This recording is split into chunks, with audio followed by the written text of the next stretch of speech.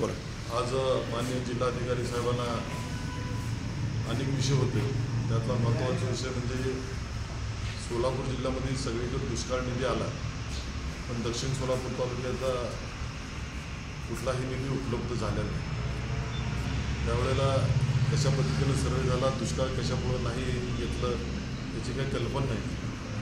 पण सगळ्याला मिळालं असताना दक्षिण सोलापूर तालुक्याच्या शेतकऱ्यावर म्हणजे अन्याय झालेला आहे.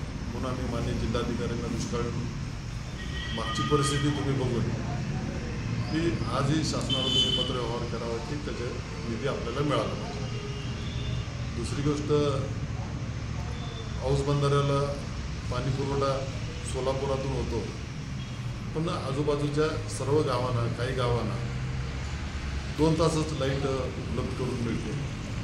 त्यामुळं उभे पिकं आता जळालेले आहेत, पिण्याची पाण्याची व्यवस्था कोलमडलेली आहे आणि जनावराला वाड्या वस्त्यावर पाण्याची खूप त्रास होतो आहे.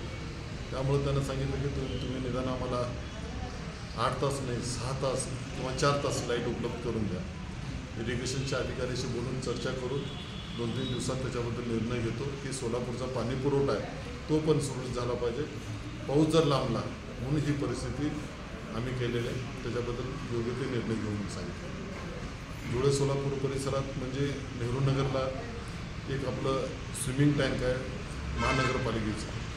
आणि आमदार असताना ते मान्यता करून घेतली, ती बांधलं होतं. पण मागच्या 2 वर्ष झालं ते क्रीडा अधिकारी आणि महानगरपालिकेच्या वाज्यात ते बंद पडलेलं आहे.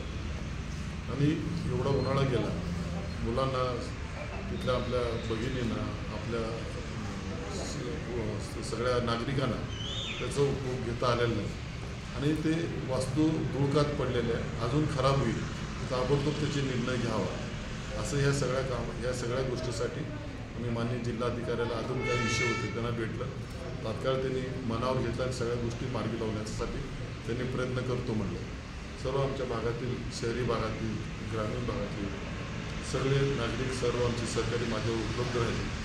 माननीय जिल्हाधिकारी व्यवस्थितपणे सगळ्या गोष्टी ऐकून घेतल्या आणि काही गोष्टी निश्चितपणे मार्गी लावू असं सांगितलं. त्यासाठी आम्ही आज निवेदन देण्यासाठी सर्व बांधवांनी आलो.